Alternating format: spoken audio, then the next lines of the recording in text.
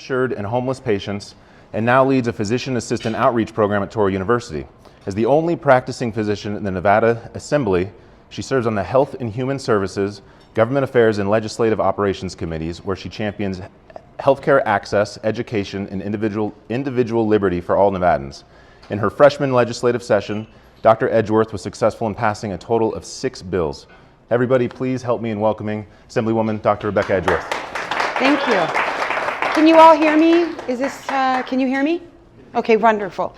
I will get started. So I am an Assemblywoman, and it was my freshman year, and I know an awful lot about diabetes and heart failure and all of the things that doctors know, but I didn't know very much about politics. I apologize. I think this might be too basic for a few of you. Maybe you already know some of the process, but I think understanding the process is really important to being able to participate in the process, and we need to do that. I'm going to focus a lot on what we can do at the end to participate in the process.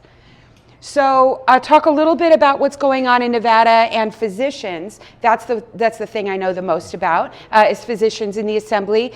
A little bit about how much opportunity there is in Nevada to improve healthcare in Nevada, which I think we can all agree on. And then just a little bit about some of the bills that were introduced. I am well aware that some of the people in here are Democrats and some people in here are Republicans. And so I'm going to try to keep it kind of nonpartisan. I am a Republican, but most of the reason why I was so successful, and I'll explain, is that most of what I had to do with wasn't very partisan at all. But let me explain a little bit more here. So this is the current makeup of and we are Assembly people from the day after the election back in November for 2 years. Oh, hi, nice to see you. So the people who are in charge, the legislature is mainly Democrat, so obviously everybody in leadership is a Democrat, and that's Yeager. And this gal, DMM, we call her, she has a long name. She's going to be running for, she's going to be running for North Las Vegas mayor, so she won't be in again, Danielle Monroe Moreno. And we'll see how things pan out. A lot of people are talking about running, not running. There's a lot of change because we only have 2 years each.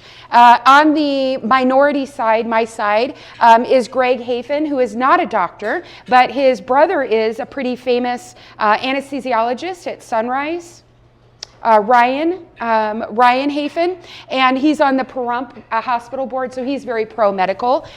This guy's an optometrist, Greg Koenig, and then I put a picture down here. Does anybody know who that one is? That's Robin Titus. So there's one practicing physician in the Assembly side, that's me, one practicing physician on the Senate side, and that's her. And people say, oh, you guys are both doctors, you have so much in common. I'm not sure that's true. The first time I called Robin Titus to ask her just to introduce myself, she said, I have to call you back, I'm sewing a horse's head. So she lives in such a rural area that they don't even have vets in her area. And so after she sees all of her patients, she sometimes sees animals. Let me say this, I'm an internist and I've never sewn a horse's head. So I don't know about all that. We are like I was saying, there's an MD, JD, I have a picture, I'll tell you about him. And there's one pharmacist, Jeff Stone. So there are people who are medical, but out of 63 people, these are the only people that are a little bit medical. So we can, we need to do a lot more. We are the only legislature, I believe, that's more women than men. So that's kind of exciting for Nevada. Very progressive, I guess. And we have a lopsided legislature. It is, like I said, 2/3 D and 1/3 R. And we are one vote away. I flipped my district from D to R to get us out of the super minority so the governor would be able to veto things. He vetoed quite a few things. Thank you. No, I'm just kidding. Just kidding. Okay, so just to let you know, there aren't that many of us. There's only 42 of us in the state. Actually, 41 of us because one of them just resigned to take a federal position. That's Ken Gray.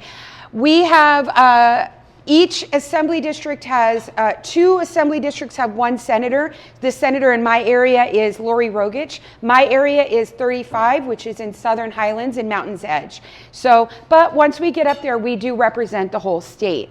We're a civilian legislature, so If politics was a full-time job, I definitely would not be doing this, because this isn't what I like to do. I think that what we originally, the way that the country was founded was people who work in a certain job, and they're business people or realtors or teachers or whatever, all come together, make laws, then go back to their districts and go back to their lives and go back to what they're taking care of, and they're involved in their community. A lot of states, most states have gone to a full-time legislature, like California. California, it's a full-time gig. You make about, I want to say $122,000 a year. A civilian legislature is about, we get $10,000 for working really hard and being away from our families for 4 months. We get about $10,000. So don't do it for the money, is what I would say, right? Okay, thank you for the very long introduction, but I am from Las Vegas. I love Las Vegas. I went to UMC. The only thing I've ever done in my career is I have taken care of underserved populations a variety of ways, and also teaching the next generation. I've taught residents, I've taught MDs, DOs, APNs, nurses, MAs. I've taught all different kinds of people. So I have a lot to say about underserved populations and healthcare, and also the outreach that I do currently is with homeless people. Tomorrow I have a clinic at a domestic violence shelter, so I take my students out into the community, and that's what we do. So I have a lot to say about all of those things. And the way I got involved, because I literally went to medical school thinking that I would stay out of politics. That would have been ideal, but that's not really true. People in healthcare need to be more in politics, because we're getting eaten up, and I'll tell you how. But the way I got involved was AB 404, which I know I'm preaching to the choir here, but last session, not my session, the one before that, was when our malpractice tripled, our caps tripled, people lost their insurance, insurers of liability chose not to practice in the state because it was no longer feasible. So things aren't going, and I love Las Vegas, I love it. And everybody keeps complaining about how terrible the healthcare is, blah, blah, blah. And so I figured that the trial attorneys, I'm not anti-attorney, because I know that there's some in here. I'm not anti-attorney, but it's very lopsided. It's all these attorneys and all these people who are leading our laws, and it needs to be more medical, because we know what we're talking about in theory. So I like healthcare, like I said, educating more in healthcare, meaning educating more residents, more training, and homelessness, underserved. Those are the things I care a lot about. You should know that, if you don't know this already, if you haven't gotten the memo, healthcare is run by the legislature. Your graduate medical education and training, legislature. Continuing medical education, the little CMEs that you have to do, that's not your board that's deciding that, that's the state. That's some guy in the state who decides that we need to do 2 hours in bioterrorism or whatever random thing it is that we have to do. So it's the legislature. That's why I got involved, because who's gonna fix it? I'm gonna try to fix it. But that's me. I don't know why my head is tilted like this. I could not explain that.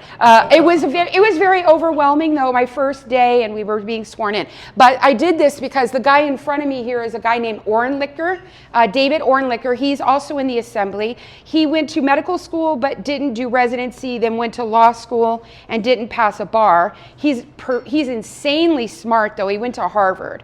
Let's just assume I did not go to Harvard. So yeah, he's doing really good. He's doing really well. He's on the other side. I won't mention who did some of these bills, but I'm probably going to mention this again. But before I forget, before you write a check to somebody, you need to see what they voted for. Before you give money to a PAC that's going to give money to a politician, I need you to check and see what they voted for. Because what are you paying for? You should be paying for somebody who's in alignment with your business and in alignment with your goals and your beliefs. So that's what I would say. Okay. So somebody mentioned earlier that there have been doctors before in the legislature. Briefly, does anybody remember Joe Hardy? He's not dead. He's actually living his best life in Boulder City right now. He's the mayor, but he timed out. He did like 12 years in the Assembly, 12 years in the Senate, and now he's the mayor of Boulder City. Amazing. He also worked, I work at Touro University, and he worked at Touro University. Anybody know Garn Mabey? Garn Mabey is an practicing OBGYN in town. He was in for a few sessions, maybe like 8 years ago. Andy Eisen, Dr. Eisen does graduate, I think he still is in charge of graduate medical education at Valley. He also worked at Toro. So Toro has been very, there are a lot of people that have worked at Toro that have gotten into politics because academia kind of is politics. Does anybody know Lonnie Hammergren? Are you all new? Except Bruce? That can't be true, right? But Lonnie Hammergren, very colorful, highly recommend you Google him. He was the lieutenant governor for a hot minute. Also, he's passed. But also he says he was the first neurosurgeon in the state. Probably true, I would say. Who's going to dispute it? It was a long time ago, right? Sorry? Yes. Hey, he's also, this is how colorful he was. He had a collection / hoard where he filled up his house with memorabilia he was on the show Hoarders. But it was memorabilia, it wasn't garbage. It was memorabilia, but he hoarded through one house, bought the next house, and then he would open up his house during Nevada Day. He was very colorful. Anyway, legislators are public servants. We aren't in it for the money. It takes a lot of time and money and time away. And it's not just time in the legislature, which is 4 months. It is time doing things like this. But I love to do this. I'm not complaining. This was completely my choice. But we hopefully are doing it for the right reasons. It's not for money. There's narcissists and other kinds of people are drawn to politics, as you all know. I would like to think that they wouldn't be drawn to Nevada politics because it's not very incentivizing. Make sure that you're reaching out to your representatives. I love to hear from my representatives. And a lot of people, I talk to them, and this is how far out they are. They don't exactly know who their representative even is, right? But they want to hear from you. So you can go to this, Leg, State, NV, US, who's my legislator, put in your address and it'll just pop out. It'll tell you your congressional representatives, your state representatives, everything. So highly recommend. And hopefully we're in it to make Nevada better. That would be key. Healthcare workers we're the worst. We are the worst. We're crazy busy, and we don't want to do anything political. And we've been told if you just do the right thing for the patient, everything else will work out. False. Right? That's false. And we know now because when that AB 404 was going through, very few people even really had that on the radar. And that didn't just affect doctors, it affected healthcare workers, which is dentists and optometrists and chiropractors and everything. So not a lot of people, my friend, Dr. Hakimi, of course, knew about it and was yelling about it, but most people didn't even know. And after it passed months later, I talked to my doctor friends, and they're so busy with patient care, they were like, wait, what? What happened? And they didn't even know about it, right? So I get that people aren't into politics, but it's not going to benefit you. Who has the time to do all of this? Nobody does. I'm going to tell you how to be involved from not very much time to a lot of time, but who has the time to do this? I get it. So you don't have the time to do everything, so you're like, forget it. I'm not doing any of it. Please align yourself with organizations that are in line with what you want to accomplish, which would be like Las Vegas Heals, but there's other organizations. Orthopods have an organization. Peds have organizations, internal medicine, everything you can think of, specialists. Dermatologists are shockingly political. I don't know why. They have extra time, I guess. I have no idea. I'm not really sure, but they are very political, really on it. So whatever kind of medical thing you are, nurses are very political. Make sure that you get aligned with them and they can educate you on what bills are the most important. Just briefly, the way that this whole system works is months before we start legislature, in February, we hand in bill BDRs, bill draft requests, and they're secret. So you're like, why would 5 people be working on the same bill all at the same time? Because when we turn all this in, it's a secret. And you're like, why would it be a secret? And I don't know, it's crazy. People want to fight, this person wants to steal your idea and have the bill for themselves. It's all kind of a mess and very political, but then the LCB lawyers that are smarter than me about this kind of thing put my idea into legalese so that it's accurate and it fits in with the laws, and puts the semicolons here and there, and we adjust things as we need to. Then it's heard in committee, depending on what kind of bill. HHS Government Affairs and Legislative Ops is what I was on. A lot of medical bills are in HHS, but a lot of medical bills are also in Commerce and Labor. So anything that has to do with insurance, anything that has to do with licensing, even doctor licensing, doesn't go to HHS, it goes to, some people already know this, I apologize in advance because I know some of you already know. So I'm sorry, I'll stop walking around so much. I've had a lot of coffee. Okay, so it goes to committee. That's the time that you would be able to be in support or be in opposition. I'll tell you how you do that in a minute. Then if it passes, then if it's a good presentation, it's a good bill, then it's voted on another day. Then if it's passed, then it goes to the assembly floor, and the floor decides if it's yay or nay. And before, this is going to sound really contentious, but I'm just telling you, most of the stuff we passed was actually unanimous, or almost unanimous. It's not all a fight. Not everything is a fight. Most common sense things we can both agree on, so only some things were very contentious. So if it gets all the way through that process in the assembly, then it goes to the Senate side and starts all the way over, right? So anybody see School of Rock, like, I'm a bill, just a bill sitting here on Capitol Hill. That's about as much as I understood about the system before that. I'm sorry to the lawyers, but I didn't get a lot of the memo. Definitely not in medical school, I didn't. But this is, anyway, you start all the way over in the Senate side, committee, floor, and then if it goes through the whole thing, then it goes to the governor who can veto it or can sign it. And anywhere along there, until the final passage, anything can be changed. So it's like, we're going to do this, and then they can gut the bill and make it into something almost completely different, or water it down, or add stuff, or sneaky stuff, all kinds of things. That's the way that it works. These amendments are actually very tricky. This could not be more accurate. Has anybody ever seen this quote before? The lawyers are like, of course I have. Yeah, so I love Mark Twain. Also, Mark Twain lived in Carson City. Did you know that? Yeah, his brother was the first secretary of the Nevada Territory. So he moved out here after the Civil War. Mark Twain is a big deal up there. I like Mark Twain. All right, I'm sorry if this is a little hard to see, but just to give you an idea of the volume that is this process. Over 1,200 bills were introduced, 1,200 bills. Let's just assume I didn't read 1,200 bills. But there's 1,200 bills that were done.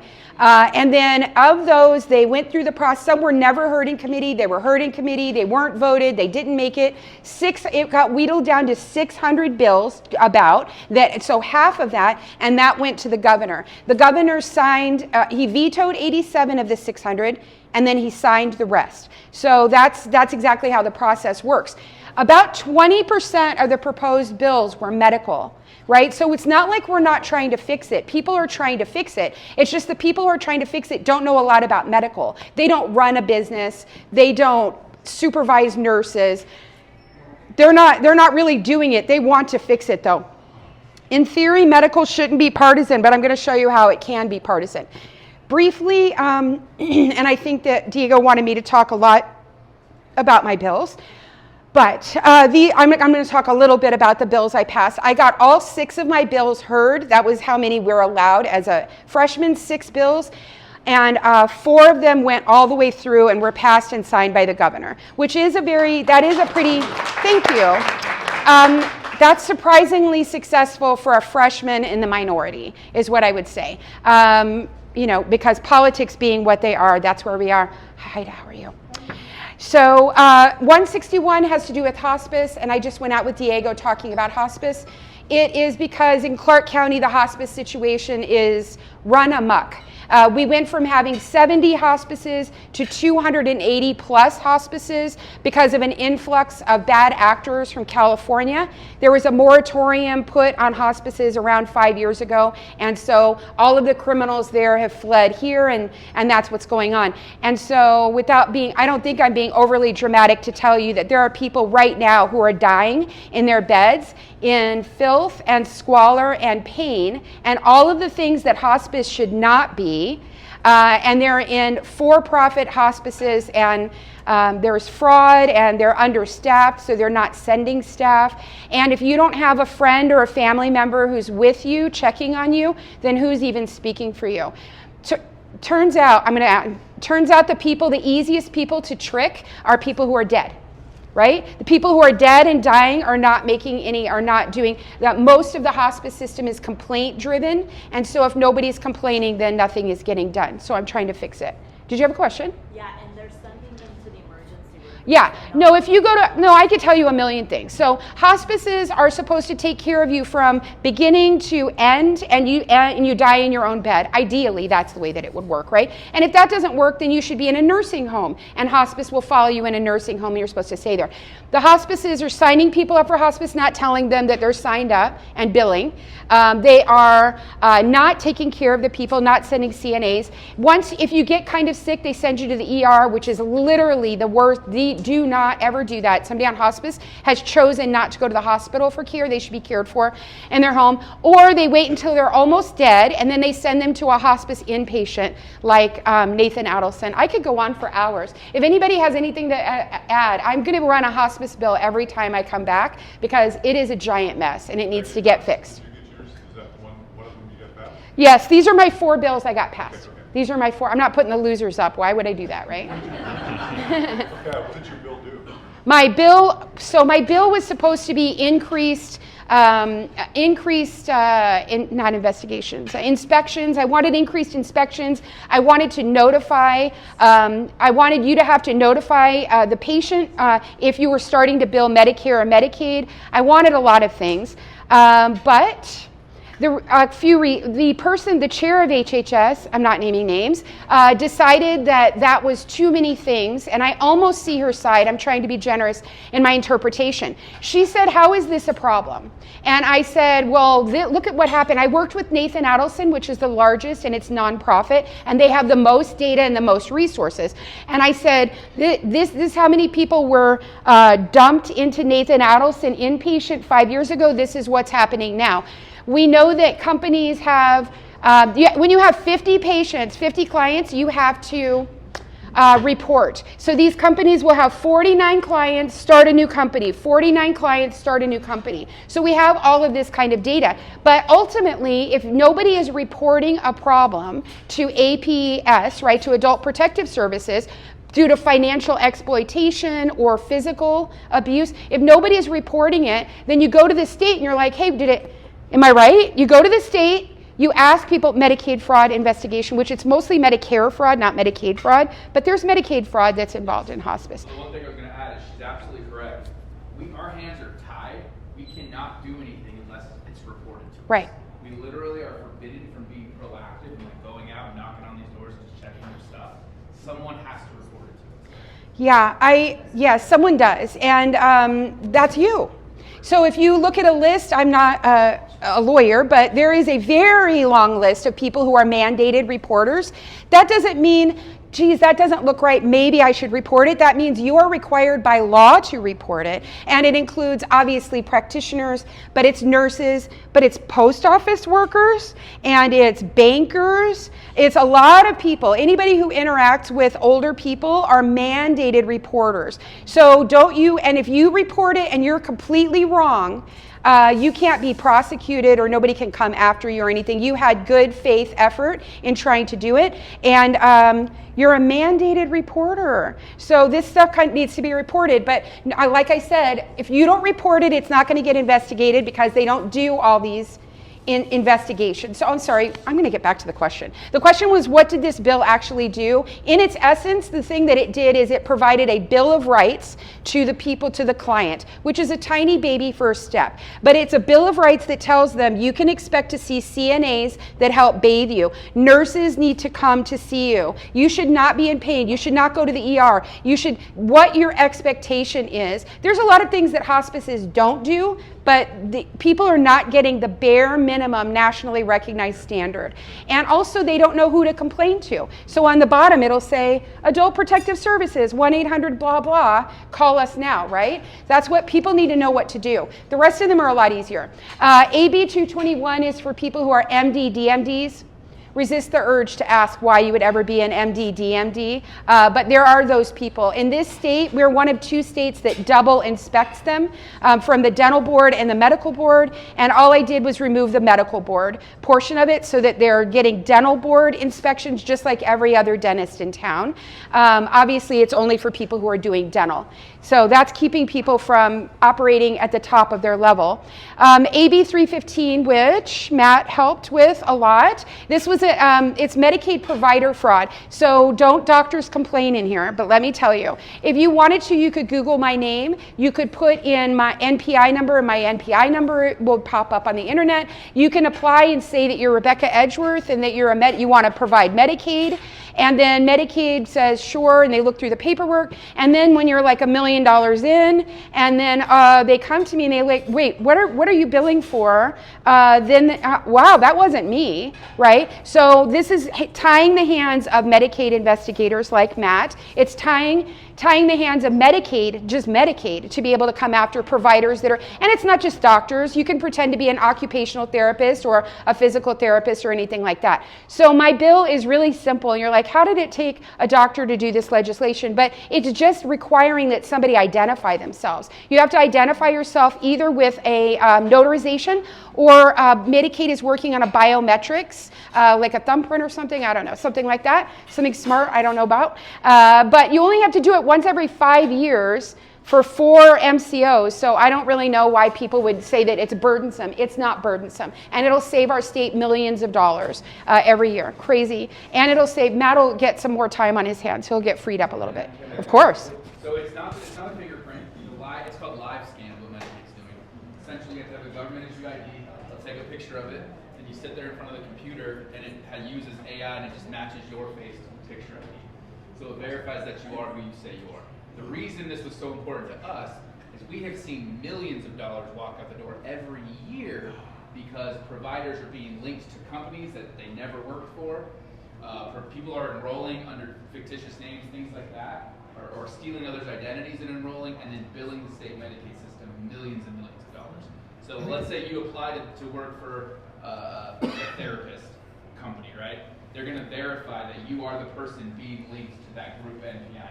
So it'll prevent them from billing a bunch of fraudulent claims under your name. Yeah, I wonder if there's a way for us to capture how much money this will save, because I think it'll be a lot. That is the tip of the iceberg in Medicaid fraud, and we should be saving. Everybody's talking about Medicaid cuts. You know, I don't know if I have a lot to say about that right here, but if we could just free up the millions of dollars that are being stolen from the people who really need the help, that's really what we should be trying to concentrate on. The last one, which probably got the most notoriety, was 380, AB 380, which helped the 988 system. 988 is the crisis hotline. If you're having, you know how suicide hotlines, we can never remember what the number is because there's no like clever acronym for the suicide hotlines like 1-800-KILL-ME or something like that. There's nothing easy to remember. It was always impossible to remember, but now the federal government has this 988 system. Anybody can call 988 for a mental health crisis. Before, if you triggered your crisis through 988 in the state of Nevada, they were it was a very specific team that needed to come out and address you, and that really wasn't getting the people the care they needed. Because if a police car rolls up, it's going to escalate the situation, and there's more incarcerations. If an ambulance shows up, they're going to have to haul them to the hospital to get like medically cleared or whatever we say. So if it's appropriate and not dangerous and not medical, now they can send an SUV with a social worker or somebody who can like help them do what they, have a better day, right? And not only did it allow for flexibility in the team, it allowed for Medicaid to reimburse for this social worker and the SUV, because there's towns that you've never heard of up north that don't have anything like this. They don't have any kind of crisis intervention teams, and now they'll be able to have that, and that'll be better for everybody. Okay, I'm going to fly through this. If anybody has more questions, you can surely ask, but don't be surprised if I'm talking really fast. Nice work, Bill. Nice work. Of course, yeah. Oh, no, oh, did I skip one? No, Sorry? just overall, nice work. Oh, well, thank you. Thank you. Of that 20% of medical legislation, this is, I'm not suggesting that mine is the most important. It certainly isn't. But it is nonpartisan. I mean, like everybody can agree on both sides, right? And let me tell you how bipartisan this was. Matt works for Medicaid fraud. So this is how naive I am. So I was like, oh, everybody wants less Medicaid fraud. This is going to be really easy, right? So then I figure out, like, this is the politics that I would have never thought of. It turns out that the Medicaid is Stacey Weeks, we know, and Stacey Weeks works under the governor. Right? And then there's Medicaid fraud investigators. They work under, where do you guys think they work? Not under the governor, no, that's under the AG. So the Attorney General, right? So politics being what it is, the AG is going to be running against the governor. And so not everybody does want less Medicaid fraud, but I did need to bring everybody to the table and make sure we were all on the same page. And you're like, Medicaid fraud cannot be political. It's a little bit political, right? So everything's a little bit political. That's their special superpower up there, is to make anything political. So so these are some, in my opinion, bad ideas let me tell you what some of the trends are that are coming after medical, right? So one of the trends has to do with expanding scope of practice. And some people are more for it than others, but the idea is that we don't have enough doctors, we don't have enough practitioners. So the idea is, let's make people who aren't practitioners, we're not trained to be practitioners, into practitioners. And I personally don't think that that's safe or appropriate, but a little bit of people are inching into this space, and that includes nurses who want to be nurse anesthetists, which is legal in critical areas like rurals.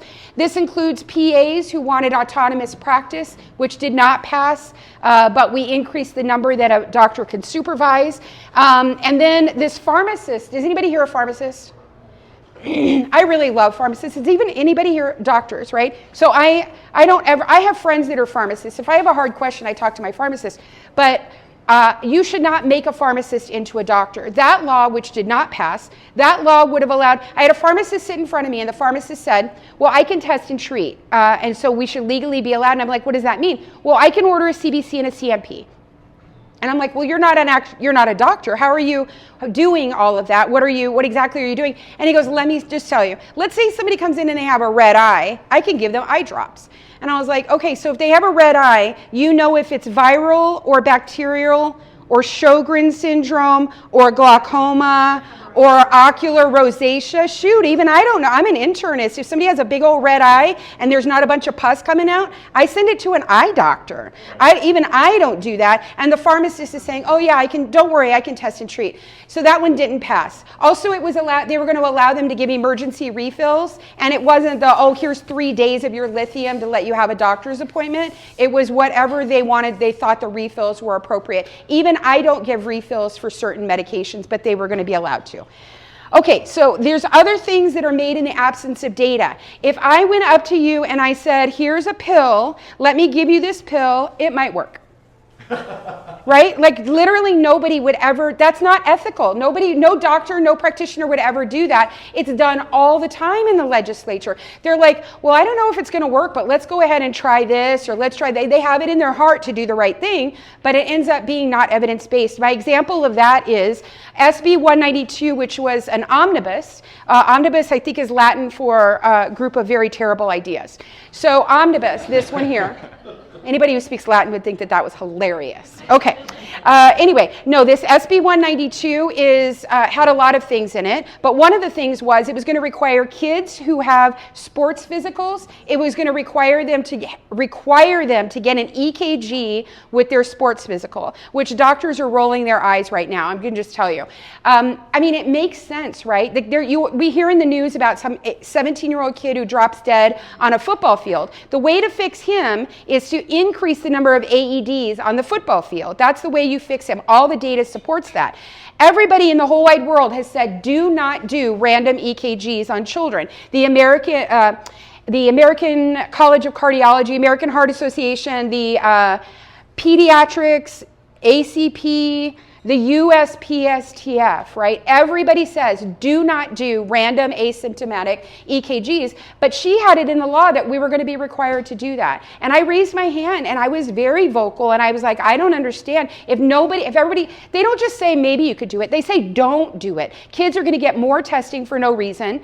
Kids are not going to be able to play sports because they can barely get a sports physical. How are they getting an EKG? Who's reading all these EKGs? Nobody goes into pediatrics to read EKGs, FYI, just so you know. And an EKG machine is about $20,000. Can I get one? No, I'm just saying, it was bonkers. It went, and even though I told everybody I could talk to, it went all the way through the Senate, all the R's voted no, all the D's voted yes. It went all the way to the Assembly, all the R's voted no, all the D's voted yes. And then, I don't know, I had talked to the Speaker of the House. I had talked to him. I pleaded with him. Please don't do this. This is so wrong. I don't even know where to start. And he pulled it. It passed in the Assembly. He pulled it out, and it didn't go to the governor's office, where the governor surely would have vetoed it. But I told him, this is just a bad look. You have made a terrible mistake. Let me educate you. Okay. And then a lot of stuff is anti-hospital and a lot of stuff is anti-doctor. It just is. I don't know why. They think that hospitals are mega bucks and you're making so much money and let's just dock you because you're where or you guys are out playing golf all the time, so you probably have plenty of extra money. I don't know what they're talking about. There's way easier ways to make money than being a doctor. But this AB 282, which did not pass, was a bill that said that, you know how when you do overpayment, a little overpayment of a copay, the insurance gets back to you, and then finally, they get a refund, right? His bill was to give a refund within 30 days, or there would be a high penalty for people, for doctors, basically. And back in the day, there used to be a doctor in the office seeing you, and then there was a lady, Mabel, in the back, and she was doing the books. Remember that back in the olden days? Yeah, that's not a thing anymore. It's third-party billing, and it's the insurance company that's taking forever. So this was a very terrible bill. It didn't go very far, but that's just one of a bunch of egregious bills where I raised my hand and said, why are you making it harder to be a doctor when we don't have enough doctors? Right? That's what I said. That's what they were sick of me. Like I could hear people eyes rolling in the back. I could hear it, right? Okay, so SB 494 made the Nevada Health, it used to be there was DHHS, and then Medicaid was under it. Medicaid and a few other things have come out from under it, so there's DHHS and NHA, Nevada Health Authority. If you haven't heard about it, you will. You can go to their website, which is under construction right this minute, but my guess is in a few months it'll be up and running, and it looked really good to me. AB 346, people have a lot of opinions about this. It is death with dignity, which is what I call it, or assisted suicide, or whatever you'd like to call it.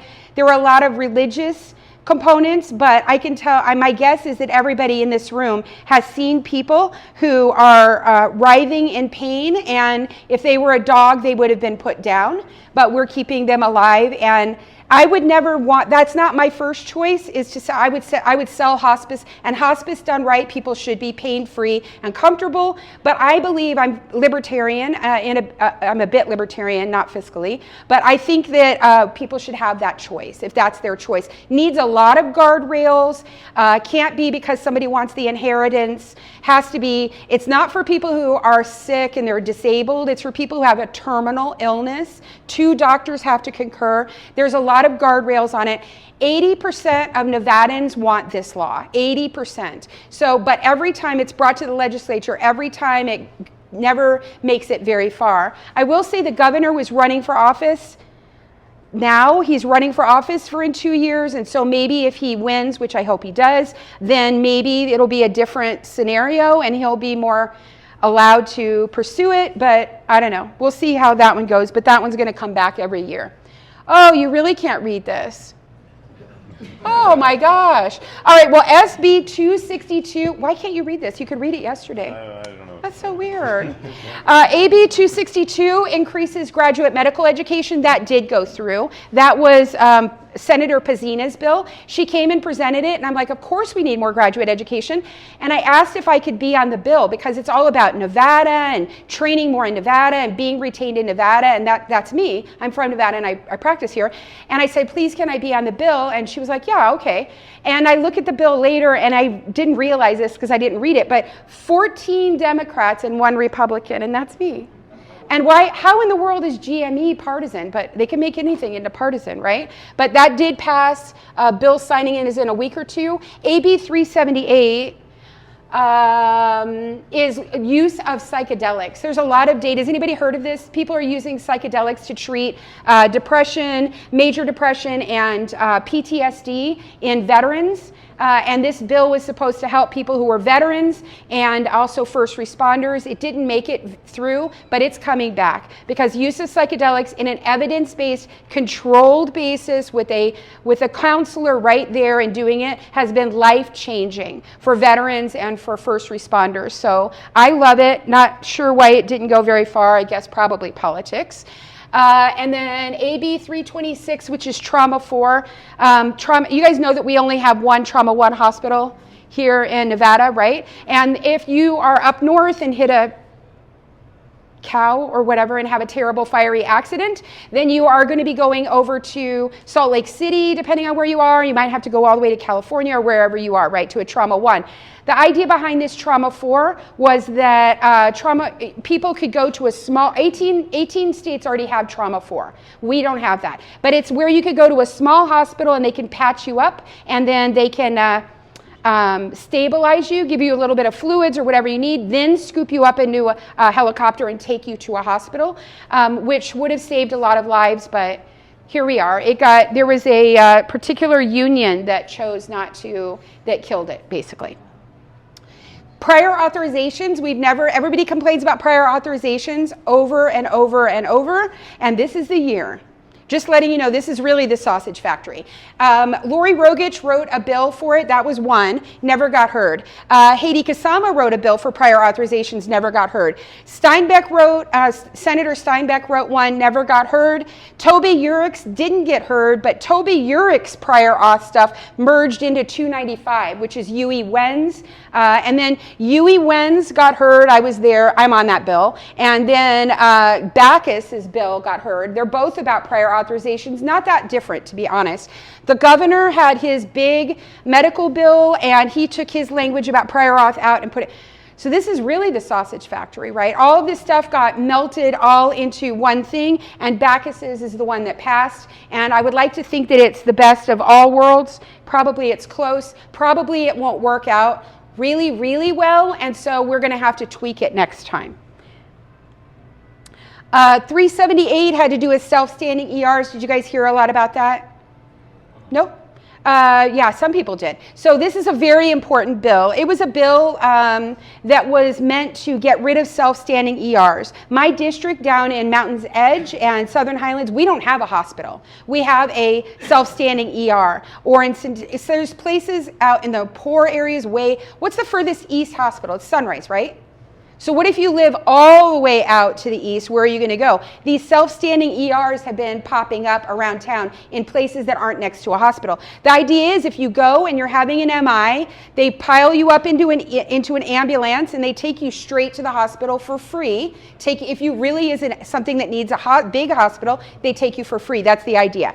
It was proposed that billing and reimbursement for emergency ERs be back down to an urgent care level.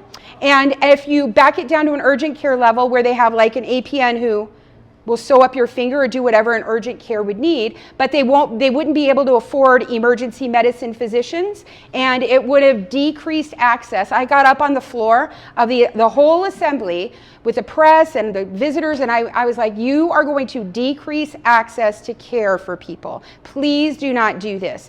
I begged people not to do it. All the R's voted no, all the D's voted yes. The governor said, you can bring the bill, you can pass the bill, you can do whatever you want, I'm going to veto it. Right? So they already knew it was going to get vetoed. So the governor had his own health care bill, which had a lot of great ideas, getting more medical people, incentivizing people, all kinds of things. And the guy who ran this in the last 120 days is how long the legislature is. The last 2 hours of the 120 days, the last 2 hours, he snuck that language into the governor's bill, and the governor told him, if you want to get rid of self-standing ERs and you put that in my bill, I will veto my own bill. And it didn't even get to the governor. It basically didn't make it past the Senate. People were really mad that he messed that up because it's going to come back though. There's some really good ideas in it. People say healthcare in Nevada is terrible. I would argue that it's not terrible. There's just not nearly enough of it. We don't have enough anything. Not enough nurses, not enough doctors, not enough specialists, not enough anything. 48th in the country for doctors per capita. And it's getting harder and harder. Every time they pass a bill, it feels like it's making it harder for us to do business, right? Unfortunately. And it has to do with reimbursement, administrative burden, but we're fixing prior authorizations. There's a lot more that can be done. We need to work on pipelining Nevadans to go into Nevada medical care, in my opinion, and we need to expand GME, which covers residents and it covers fellowships as well. This is my reminder that I always tell people, Diego always, if you haven't heard Diego say this, if you want more birds in your yard, stop putting cats in your yard, right? Have you heard Diego say that? I love that saying. We're just making it so hard. I want to make sure that we have a couple minutes for questions. I'm sorry I talked so long. What happens in politics does affect you. People who don't know anything about medicine are passing the laws about medicine. It's often not very helpful to people who are licensed, and we can lose our license or be fined or whatever might be the case. So this is really important. If you're not at the table, you're on the menu. Al Capone. Al Capone's quote. I really like that one. Be at the table. So how can you get involved? You can vote. That doesn't sound like a very hard thing to do, but a lot of people are like, if I don't know everything about every judge, I'm not even going to vote for anybody. You don't have to educate yourself that much if you are with an organization that can help you decide who's in alignment with you, and join organizations that advocate for you. So Las Vegas Heals, Diego came up once a week. To once on Wednesdays usually, especially towards the end. He came up. There's the Nevada State Medical Association. There's nursing, the Nevada Nursing Association. A lot of different people were involved, right? And of course the Nevada Hospital Association, right, with Pat Kelly. There's all different people that are up there all the time, and you can always talk to them, reach out to them, and see if they can forward what you're doing. Donating money, please look at who you're giving money to is all I'm saying. Look at who you're giving money to, because some crazy stuff happened and you don't want to be funding that, is what I would say. Also, testifying. So testifying, you don't have to schlep all the way up north. You don't have to go to Carson City. We have a legislative building here that's next to the airport. It's just south of the airport. You can go there and testify during a committee hearing, or you can call in. Ever since COVID, nobody has to go anywhere, right? So you can call in, and also you can put a letter in, and it'll go into Nellis, and it'll be right there, so people can, so all of the senators or assembly people would be able to see it. You could also run for office. 2 thumbs down, do not recommend. But if you know somebody wants to do that, let me know, and I will tell you, I will try very hard to talk you out of it. Okay, this is my contact information, and this is how you can, if I mentioned any of these bills and you want to read more, you just put in AB 161 and it'll pop up with all of its amendments, all of the votes. You can look at who voted, exactly who voted yay and who voted nay in both houses. You can see if the governor vetoed it or didn't veto it. So ChatGPT does a pretty good job. Lawyers, close your ears. But ChatGPT does a pretty good job of kind of trying to summarize it. It may not be completely accurate, but it's close. You'll get an idea. So that's it. Does anybody have any? I'm sorry I didn't leave a lot of time for questions, but does anybody have any questions? I want to be respectful of your time. Was it that good? There's no question? That can't be true. Yes, sir. I knew Bruce was going to come through for me. It isn't a question, but once again, I want to thank you, the governor, the lieutenant governor, everybody, keeping these low intellect leftists in line. Okay. And you did great. All right. In this room, there are Democrats and Republicans. Yes. But what I would say is that nobody thinks that one-sided government is a good idea. Nobody believes that. Everybody believes in checks and balances. I'm sorry I keep moving in the video. So everybody believes in checks and balances. When government works the best is when everybody comes to the table and negotiates, and that. So I am glad that the governor is there. I'm glad that we're not in the super minority. I'm glad that I think, are getting government done in a not crazy way. But why did the governor not want those ERs, those sort of local small ERs? The governor does want that. Oh, he does. So I'm sorry, I'm talking too fast. The governor said, if you get rid of those self-standing ERs, if you get rid of those, I will veto it. Okay, So they already knew that the one that was only about that was getting vetoed. They they said, well, we're going to be sneaky. We're going to try to get rid of self-standing ERs, and we're going to put it into your bill, Governor. And the governor was like, if you put it in my bill, I will veto my own bill. That's how strongly he felt about UMC and HCA. Valley has some self-standing. Everybody has, it's a lot. But the governor was very supportive of hospitals, very supportive. Why did they want to get rid of them? He does not want to get rid of them. No. Why did they want to get rid of them? There is, I don't even know who's here, but there's a, What they were looking to do was limit, they couldn't be within 5 miles of each other. They were trying to force them to add an urgent care track to them to reduce the payment from the insurance company because they felt that the insurance companies were paying hospital rates for non-hospital care, but they don't understand what an FTE is. okay. In the interest of time, there was one company, there was one organization that was driving that. And I'm just telling you how crazy it was. This DMM, you remember the one I said was going to be running for mayor, North Las Vegas mayor? She actually, at the hearing, this was weird. She ran Ways and Means. She was at her own. She's the chair, right? And usually everybody testifies, and then, maybe we discuss it later.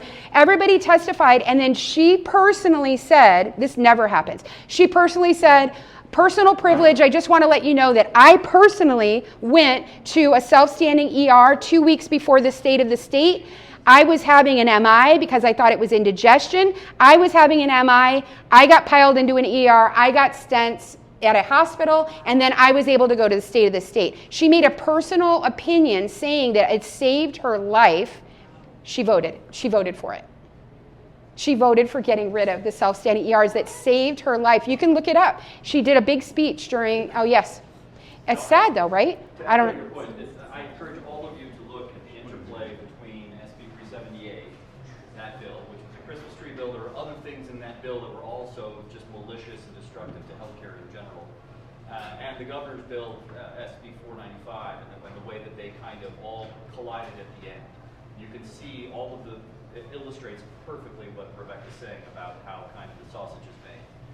SB 378, there was nothing good in that bill, other than maybe one little provision in the bottom with regard to Medicaid. But anyway. It wasn't just that, but there's no such thing as a line item veto. If you have a terrible, terrible idea, it doesn't matter how many good ideas are in there also, it shouldn't pass, right? We can bring the good stuff back or merge the good stuff into some other good stuff. Yes, ma'am. Attorneys are bad. Sorry? Not all the time. I have a naive question because I watched that. I doubt it's naive. Probably I didn't know before the session. So of the 600, most of them are financially driven. If there's not a healthcare professional involved, what motivates 600 bills like that? Right, exactly. Well, constituents. Okay, so the bill that was about how you were penalizing physicians for not doing a reimbursement within 30 days, that was literally a constituent. A constituent came up to the guy and said, you know what is weird? I can't get a refund for that overpayment, and I never got my refund. And he's like, great, let's make it a law, right? So that's the way that it usually works. I don't know who would benefit from it. The legislator would benefit if he could go around to people and say, look at what I did for you. That's the only thing.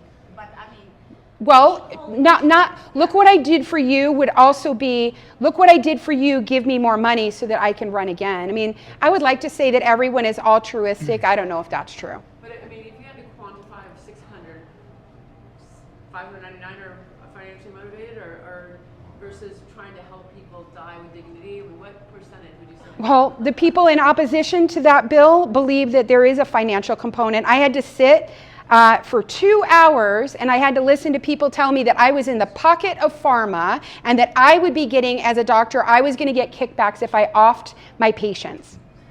So people can make anything political, I assure you. I heard, and I happen to be Jewish, and they said that I was Dr. Mengele, which is a little bit of a trigger. It's a trigger. I wasn't triggered, though. I kept it calm. I was calm. Oh, I should be in your position. No, politics isn't for everybody. right? I would say that. Does anybody else have any questions? Or I really appreciate, I know I've gone over by 1 minute. So, I mean, going on this question, so who is the representatives of the clinician, the physicians specifically? Is that Nevada Medical State Association? I think the Nevada State Medical Association is the only official association where it's Jacqueline Wen is the attorney. She's married to a doctor named Mike Lee, and so she was there almost every day, and I think she was looking out for physicians. And you know, if Diego was here, Diego would tell you that if we're really going to be successful, that we would get it together and be on the same page. And all the hospitals are kind of like this with doctors, and you know, and then the nurses think the doctors are again. I mean, we need to get it together because 97%, that's an arbitrary number, but 97%, I think we agree on an awful lot of things. We may not agree on the solutions, but we agree on the problems. And if we could get it together instead of operating in silos against each other, I think that we would be far more effective. So I love that you guys listened to what I had to say because this is a really big deal. This is where it starts. This is my contact information, or please come get a card and I will give you a card. And I have 12 months to submit my next bill draft requests. I'll get 10 of them. So we have a lot of time to decide how to fix Nevada. Thank you.